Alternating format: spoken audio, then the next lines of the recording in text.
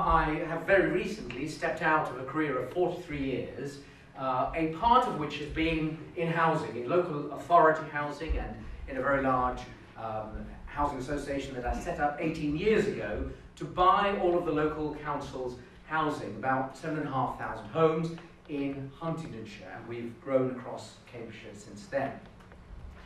However, a part of my life, a very substantial part, was in London, and I was able to experience firsthand the nature of life on large local authority housing estates, the ones that you see often, I think, parodied in documentaries and in soap operas, the place where all the very worst people in the country live, the ones who siphon off all of our hard-earned taxes, the ones who don't look after their families.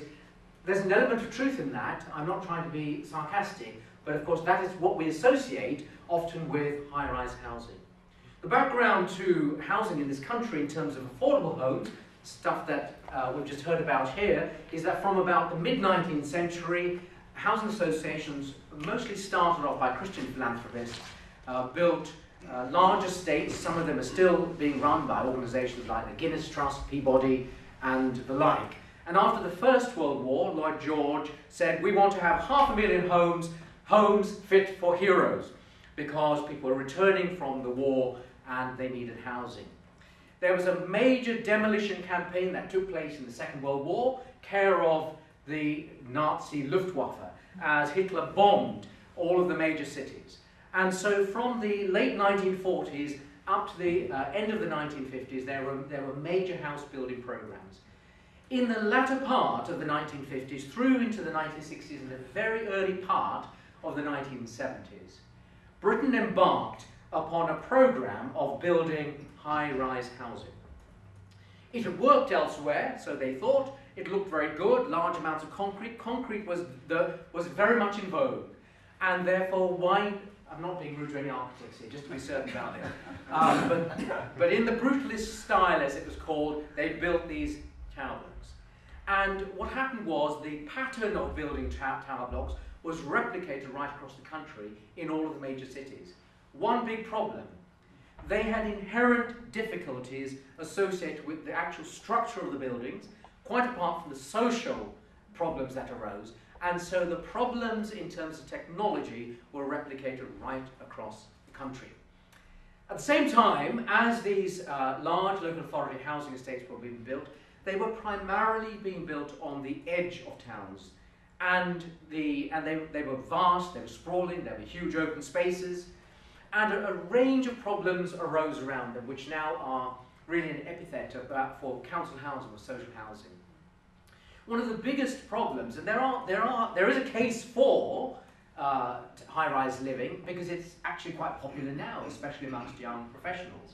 So density, given the problems in urban areas of having affordable homes and transport, if you're building into the sky, you can increase the number of homes you have on a relatively small footprint, and people can live and work nearby. Architecture, in some cases, nowadays, there are signature schemes. There's one built by Goldfinger in North Kensington. Trellick Tower, you'll see it, you'll probably have seen it on some of the films. It's the one which has a huge lift shaft on the outside of it. Very popular now with young professionals. But he had also built another property in Tower Hamlets, exactly the opposite. So there are some properties where it works. Greenbelt, preventing urban sprawl and protecting the countryside. These are all potentially good reasons for building high-rise housing today. Sometimes people feel also that community can be built because it's a fresh start for an area. You'll see that in places like the Paddington Basin. And of course, modern technology does lead us to improved design.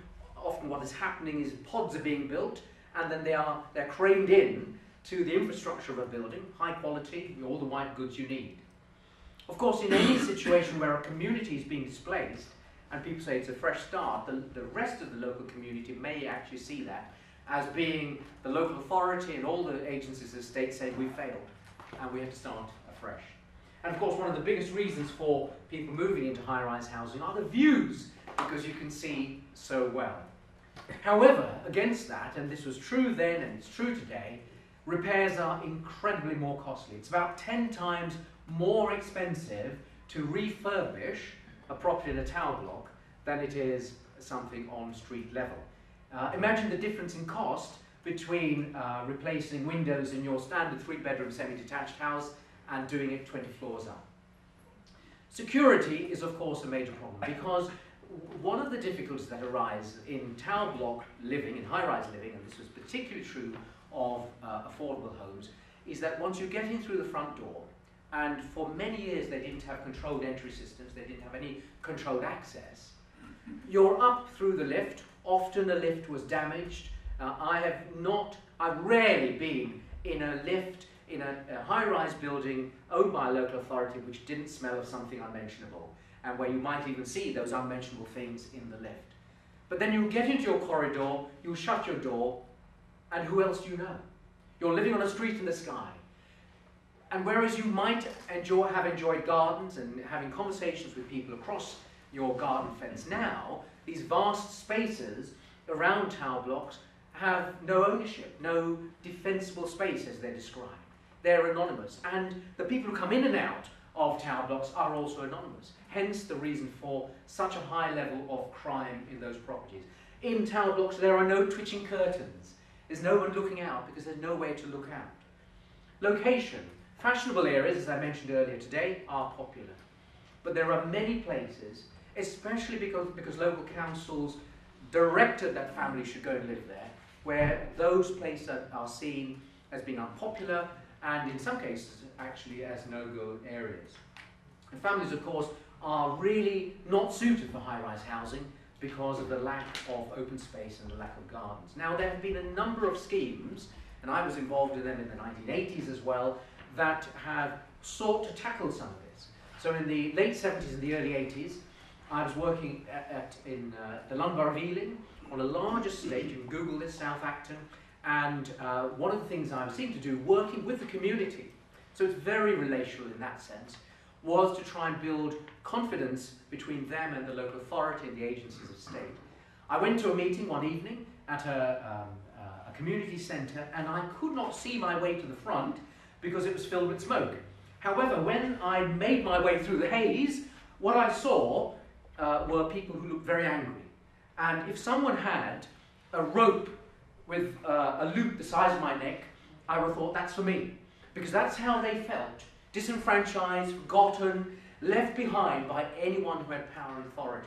Over the next few years, I worked with that community. And in 1981, some of you may remember, we had the Brixton riots, the Toxteth riots, the problems in Bristol, St Paul's, Handsworth. But on these large estates in Acton, not a single petrol bomb was thrown. The reason for that was that people had begun to build relationship and trust had formed. So I do think there is the basis for that to happen. And in just a minute, I'll give you some key points which I think might help us in understanding this relationally. But here is something which is very interesting. It seems that the higher that we build, the less we relate to people. So there seems to be an inverse proportion to height and in terms of vertical living and horizontal living. The higher we go, the less we know who our neighbours are. It seems logical, but the outcome of it is that in something like 300,000 homes across this nation, because that's about the number of high-rise buildings, people do not know how to relate to one another. And an entire generation or more has grown up in that situation. So I think it's time to renew. And there are potential interventions and things that need to happen to enable us to solve the problem of high-rise housing. Why this is so important is because actually it does affect large areas of our cities. There are physical interventions that need to take place for certain, and so architectural changes within housing estates and, dare I say, recladding of buildings. So that was very popular in the 70s because people put on coloured cladding to give people the impression that this was a new estate. They'd even renamed it. But of course now, in the wake of Grenfell Tower and similar buildings which have this aluminium composite material, there are grave concerns. So physical interventions are important, but there are a number of others that I think will help us as well. The first is vision. In any community, people need to understand or have some sense that we want things to be different. We do speak about Britain being broken, and the brokenness extends right across the international community. But here, in this, the fifth largest community in the world, economic community in the world, we have so much wealth and we have an inability to heal our communities. So vision, and the vision isn't only do we know what the answer is, I think it starts with an aspiration, which we have in our hearts and which we can build in others. Understanding, which is also an acknowledgement of what the problems are. There is a tendency amongst people who are in government, in local government, in regulatory bodies, to fail to acknowledge the nature of the problem. I have been severely criticised by some people for using the term broken Britain, because we don't want to talk about the brokenness of Britain, but it is broken.